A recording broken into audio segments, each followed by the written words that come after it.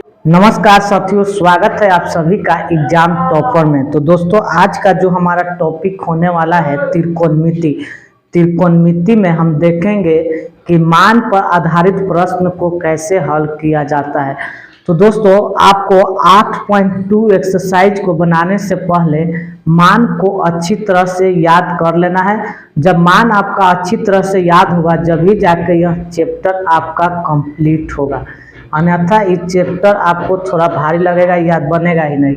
तो इससे पहले हमने मान वाला जो भी ट्रिक होता है, मान को कैसे याद करना है, इससे पिछला वीडियो में हम डाल दिए हैं।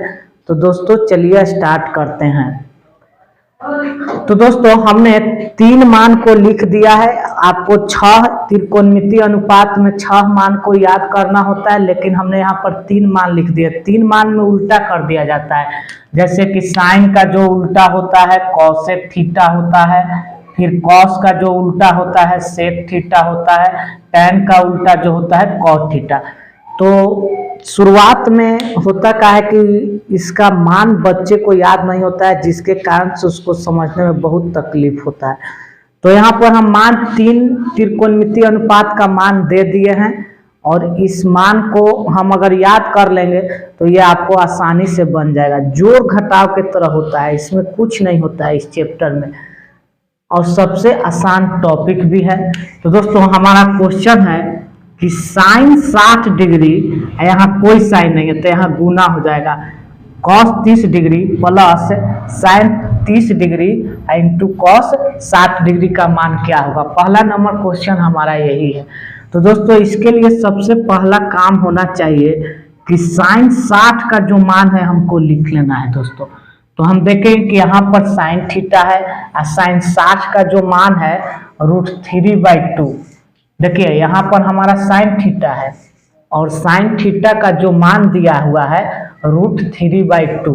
तो उस मान को हम यहाँ पर लिख देंगे। तो यहाँ पर लिख देंगे √3/2, और यहाँ पर कोई साइन न रहेगा तो गुना, यहाँ पर कोई साइन न है तो गुना। अब हमको देखना है कि cos 30 का मान कितना होता है। तो जो cos 30 का हमारा मान होता है, देखिए यहाँ पर cos है और cos 30 का मान होता है √3/2। यहाँ से लिख देंगे √3/2 प्लस साइन 30 का मान कितना होता है। तो जो साइन 30 का मान होगा हमारा दोस्तों, साइन थीटा 30 का मान 1/2, तो हम यहाँ से 1/2 लिख देंगे गुना cos 60 का मान। तो cos 60 का मान कितना होगा, तो cos यहाँ पर 60 है, 60 का मान 1/2 होगा। तो मान आपको दोस्तों याद होना चाहिए इसको समझने के लिए। अब हमको करना क्या है कि √3 गुना 3, तो √3 गुना 3। तो जब रूट के अंदर 2 संख्या रहेगा, एक के संख्या, तो एक हमारा बाहर निकल जाता है।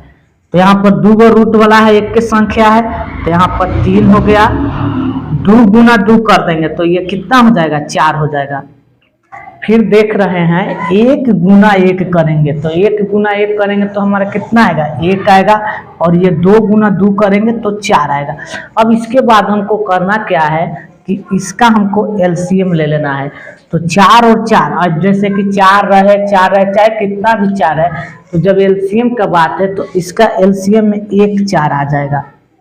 और जब हम इस 4 से ये वाला 4 इसको भाग दे देगा इसमें जाके, तो ये वाला 4 इसको भाग देगा तो एक बार में काटेगा, तो 1 से 3 में गुना कर देंगे तो 3 हो जाएगा। अब ये वाला 4 जो है ना, इसको भाग देगा, 4/4 कटेगा एक बार में, तो 1 से 1 में गुना करेंगे तो 1 आएगा। 3 और 1 जोड़ देंगे तो कितना होगा, 4/4। तो ये कट जाएगा, ये 1 हो जाएगा और ये 1 हो जाएगा। तो इस प्रकार इसका मान जो आने वाला है दोस्तों 1 आएगा। इसी प्रकार आइए दोस्तों दूसरा क्वेश्चन देखते हैं क्या है। दूसरा जो हमारा क्वेश्चन है, दूसरा 2, यहाँ पर कोई साइन नहीं है तो यहाँ पर गुना हमेशा लिखेंगे। tan 45 का मान हमको लिखना है दोस्तों। तो tan 45 का जो मान होता है 1 होता है, तो यहाँ 1 लिख देंगे, और यहाँ पर स्क्वायर लगा है तो 1 का स्क्वायर लिख देंगे दोस्तों। फिर प्लस cos 30 का मान हमको लिखना है दोस्तों। तो cos 30 का जो मान होता है हमारा √3/2 और इसका स्क्वायर माइनस √3/2 इसका स्क्वायर। फिर यहाँ पर पावर में यहाँ पर 2 है तो 2 गुना 1, 1 का स्क्वायर करेंगे तो ये कितना आएगा, 1 आएगा। यहाँ पर √3 है तो √3 का स्क्वायर करेंगे तो 3 और 2 का स्क्वायर 4 होगा। फिर यहाँ से √3 है तो इसका स्क्वायर होगा तो 3 और इसका स्क्वायर 4। तो दोस्तों प्लस और ये माइनस कट जाएगा, 2 गुना 1 तो 2, तो यही हमारा दोस्तों आंसर होगा।